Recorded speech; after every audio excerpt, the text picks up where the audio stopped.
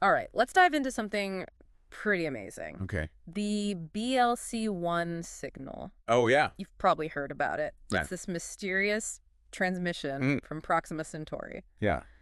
We're going to go deeper than just the headlines, though, and unpack the science. Okay. What it might mean for, us and our understanding of the universe. Our place in it all. Yeah, exactly. Really interesting stuff. So what makes BLC-1 so interesting? Well, it has this really unique fingerprint. Okay. It's narrowband, Uh-huh. centered around 982 megahertz. Okay. Now, to kind of put that into perspective, Okay. imagine like a radio dial Okay. with 1,000,000 stations. Yeah. And they're all just blasting static. Right. Just noise. Yeah. Total chaos. Yeah. And that's basically like the typical cosmic background, all that noise. Right. BLC-1 is different. Okay. It's like if you found one station out of all that noise, Yeah. that's transmitting a clear, focused tone. Wow. It cuts through all the chaos. So it's not just like random space static. It's not. That sounds promising already. Yeah, it's definitely interesting. What makes scientists think that it might be artificial, though? Okay, Like, how do we know it's not just a pulsar or some, other natural thing? That's the real detective work. Yeah. Astronomers have been very careful. Uh-huh. They ruled out human interference, Like, what? satellites, Uh-huh. ground-based transmitters, Okay. basically anything on Earth. Okay. They've also compared it to what we know Uh-huh. about space, Okay. pulsars, Yeah. quasars, anything that could naturally make this kind of signal, Yeah. and nothing fits. Wow. It's really unique. So we've eliminated Earth. Right. And the usual suspects in space. Pretty much. So what's left? Aliens. Well, maybe. It's too early to say for sure. Right.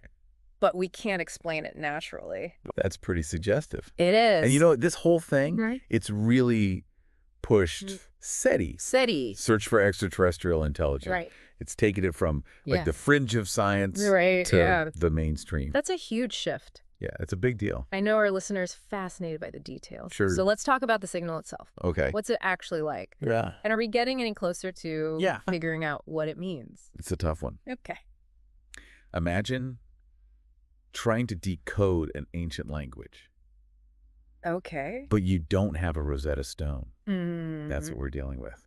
We're Right. seeing some structure, Okay. subtle changes in frequency, Okay. possible repetitions that could be deliberate, Oh, like a code. right. So researchers are using advanced algorithms Wow. looking for patterns in the signal.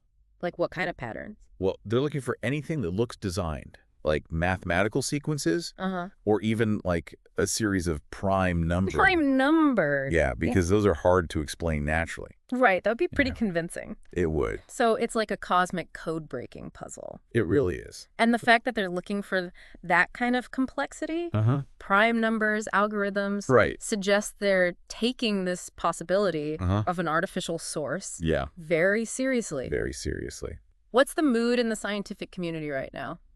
There's definitely a buzz, Yeah. a lot of excitement, Uh-huh. but also a lot of caution. Okay. Extraordinary claims require extraordinary evidence. Right. And right now, Yeah. we just don't have enough. Okay. But one thing's for sure, What's that? BLC-1 has changed the game. How so? It's brought a new sense of urgency Uh-huh. and possibility Yeah. to the search for life beyond Earth. I mean, that shift in attitude Yeah. is almost as significant as the signal itself. Absolutely. There's decades. The idea of alien contact Right. was almost taboo Yeah. in mainstream science. It was fringe. And now it's being openly discussed, Wow. debated, Wow. researched. Yeah. A big change. BLC-1 has been a catalyst. It really has. It's prompted these big institutions Yeah, cool. like NASA, Uh-huh. the European Space Agency, to be more transparent about their SETI research. They're sharing data, Wow. collaborating internationally, That's amazing. engaging with the public. It makes you wonder what's happening behind closed doors. Yeah, I know, right? In those high-level meetings. Yeah. Think tanks. It's fascinating. What protocols are being dusted off? Who knows? What contingency plans are being made? It's exciting to think about. It's like we're on the edge of a new era. It feels that way. And even if BLC-1 turns out to be nothing, the conversation it sparked Right. is here to stay. It definitely is. And that's where things get really interesting. How so? Because this conversation isn't just happening in the scientific community. Yeah, right. It's spilling over. Into where? Into government circles. Really? And the U.S. government, which has always been so secretive about UFOs and all that. Tight-lipped. Yeah, it seems to be shifting its stance. You think so? Wait. Are we talking about disclosure? Is the government getting ready to acknowledge wow. the possibility of extraterrestrial life? That's a big question. Yeah. So the government getting involved, that adds a whole other layer to this. It's definitely a twist. Yeah. They've always been, right. Hush-hush about UFOs, aliens, all that. Super secretive. But now it seems like they're coming around to the possibility. Yeah, maybe. What do you think's causing that shift? Well, I think it's hard to ignore. Yeah. The evidence for BLC-1. Yeah. This isn't just some blurry photo or a story someone told. This is a signal. Right. With very specific characteristics. Yeah. And it's been detected by multiple instruments. Okay. Really reputable scientific instruments. So it's hard to dismiss. Exactly. It's forcing them to reconsider. Right. And maybe even get ready for. Yeah. A scenario where they can't keep it a secret anymore. Like, the truth's going to come out. I think so. One way or another. Yeah. But what would an acknowledgement even look like? Would it be like a big announcement? Like, hey, we made contact. Yeah, exactly. Or would it be more subtle? Right. It's hard to say. Yeah. Maybe they'll start by releasing some documents that were classified. About what? UFO sightings. Okay. SETI research. Yeah. Maybe they'll get some experts together to talk about it. What it all means, how to handle contact. Okay. Or maybe they'll just put out a statement confirming the signal. Thing could be a big deal. I can already see the headlines. Oh, yeah. Government confirms alien signal. Totally. The media would go crazy. Oh, absolutely. But beyond that, right. What would be the real consequences? Okay, well, scientifically, we'd probably see a lot more funding for space exploration. Okay. SETI research. Because if we know there's someone out there. Right, exactly. Sending signals. We're going to want to find them. Yeah. Understand them. It would be like a What? A cosmic gold rush. I like that. Everyone wants in. Yeah. But what about socially, culturally? Oh, that's a good question. How would people react right. to knowing we're not alone? People have been thinking about that for a long time. Yeah. Some think it would bring us together. Okay. Give us a sense of purpose. As a species, working together to understand the signal. Yeah. Maybe even make contact. Others worry about panic. Yeah. Unrest. Yeah, possible. Maybe even religious upheaval. It's hard to say. It's like, be careful what you wish for. Exactly. We've been dreaming about aliens forever. Right. But are we ready? Good question. For the reality. Yeah, the consequences. It's not just about being ready for the news. It's about what happens next. Yeah. What if they're more advanced? Right. What if they're not friendly? That's something we need to think about. Now. Yes, definitely. Before it's too late. Before it's too late. Okay, so let's say we do decide to respond. Okay. How do we even craft a message? That's a big question. That represents all of us. Right. And ethically, what are the implications? Of sending a signal out there. Yeah, into the cosmos. That's where Michii comes in, messaging extraterrestrial intelligence. It's a pretty new field. And controversial. Why controversial? Well, some scientists think it could be risky. To send signals out. Yeah. We don't know who's listening. Right. We don't know their intentions. We don't know the consequences. Yeah. It's like shouting into a dark forest. Okay. Not knowing if there are friendly animals or predators. That's a scary thought. It is. But what if staying silent is risky too? What do you mean? What if there are friendly civilizations out there waiting for us to say hello? That's the other side of the argument. Right. Maybe it's our duty. To reach out. Yeah. Share our knowledge. Or learn from them. Exactly. So it's a gamble. It is. A cosmic gamble. That's a good way to put it. But, okay, let's say we do send a message. Okay. What do we say? Right. How do we sum up humanity? To beings that could be totally different. Yeah. That's the challenge. For meaty researchers, what have they come up with? Well, some suggest sending simple concepts, math, science, things that might be universal. Like what? Prime numbers. The Fibonacci sequence. Okay. The structure of an atom. It's like saying, we get it. We understand the universe, too. Exactly. Like a cosmic handshake. I like that. Others think we should send music art. To show our emotions. Yeah. Our creativity. Okay. Some even say we should send our DNA. Oh, really? Encoded, of course. Yeah. But it'd be like a blueprint. Of us. Of humanity. It's like a time capsule. It is, kind of. For aliens. Yeah. But how do we choose? Choose what? What to include. Right. Do we just show our best side? Like a highlight reel? Yeah. Or do we show everything? The good and the bad. The triumphs and the failures. That's a tough choice. It is. With huge implications. Huge. We need to all agree. Yeah, global consensus. This is mind-blowing. It is. Decisions that could affect humanity's future. And our place in the universe. So let's not get ahead of ourselves. Yes. We need to talk about the possibility that BLC-1 might not be aliens. It's important to be skeptical. So what else could it be? Well, one possibility is a pulsar. A pulsar. Okay. We haven't seen before.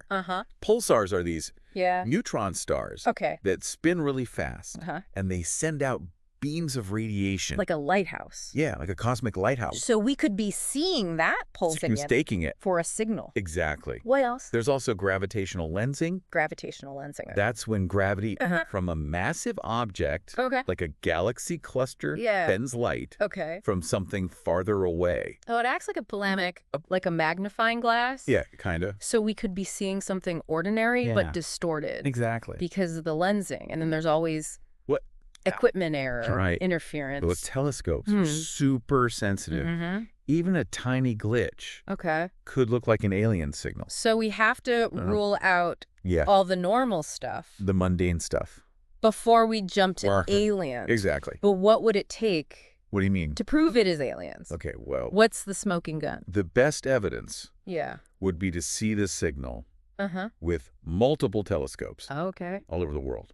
So we know it's not just one telescope. Not just one instrument. Messing up. Or some local interference. So like a global chorus of telescopes. All seeing the same thing. That would be pretty convincing. It would. And then there's the signal itself. Right. If we find patterns, that couldn't happen naturally. Like what? Complex math. Okay. Prime numbers. Yeah. Anything that looks deliberate. Like a message in a bottle. A message in a bottle. But the bottle's a radio wave. Right. And the ocean is space. That's a good analogy. And the message could tell us so much. About the universe. This has been an incredible journey so far. It really has. From a signal to the future of humanity. And our place in the cosmos. But there's one more thing I'm curious about. What's that? How does BLC-1 affect our understanding of what? Of physics. Oh, that's interesting. The nature of reality. Big questions. Could this signal rewrite the textbooks? That's what we're going to talk about next. Okay, so we're back. Back for more. And ready to tackle the final frontier of our BLC-1 deep dive. The last piece of the puzzle. We've talked about the science, the potential for contact, even the government's role. Yeah, it's been a lot. And now I want to talk about the physics of it all. Could this signal rewrite the textbooks? That's a great question. If BLC-1 really is from an alien civilization, it means they've got tech and science that we don't even understand. Right. It could be way beyond us. What kind of mind-blowing stuff? Well, let's start with the distance. Okay. Proxima Centauri. Yeah. It's over 4 light years away. That's incredibly far. And if they're sending us a signal, they've figured out interstellar communication. Something we can barely do. Exactly. I mean, even our best telescopes would struggle to hear a whisper. From that far? From that far away. Their transmitters must be insanely powerful. They'd be using principles we haven't even discovered. Yeah. It's possible. And if they can communicate across those distances. What about travel? Could they travel that far too? It makes you wonder. Loop drives. Wormholes. Science fiction. Exactly. But maybe they figured it out. That would change every whole understanding. Space-time. The limits of speed. It challenges our assumptions.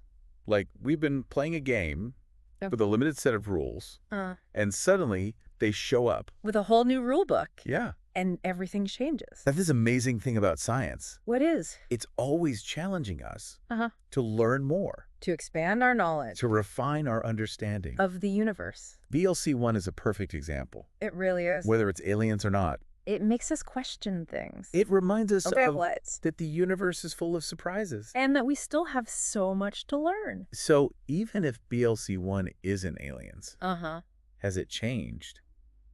How we search for life. Yeah, SETI research. Absolutely. How so? It's given us a new focus, a sense of urgency. Like a wake-up call. Yeah, exactly. We need to be more vigilant, more creative. In how we search. For life out there. And not just radio signals. Right. We were looking at atmospheres. Atmospheres of planets. Yeah, to see if they have signs of life. Okay. And technosignatures. Technosignatures, what are those? Evidence of technology. Okay. Like megastructures. Wow. Or industrial pollution. So BLC-1 has made us more open-minded. Yeah, in how we think about finding aliens. Evidence of life beyond Earth. It's expanded our horizons. And it's given us hope. Hope that we're not alone. It's like we've been lost at sea. Okay. And BLC-1 is a lighthouse. A sign that there might be others out there. That's a beautiful way to put it. It's a powerful image. So as we wrap up, I'm feeling a sense of awe. What? We're living in an incredible time. We are. Who knows what we'll discover next? The possibilities are endless. Maybe BLC-1 is just the beginning. The first whisper. Of a much bigger conversation. A cosmic conversation. I'm ready to listen. Me too. So keep looking up, everyone. Keep wondering. Keep asking questions and keep listening. Because the universe, as we've learned from BLC-1, is full of mysteries. Waiting to be uncovered. And that's it for our deep dive. Thanks for listening. We'll see you next time.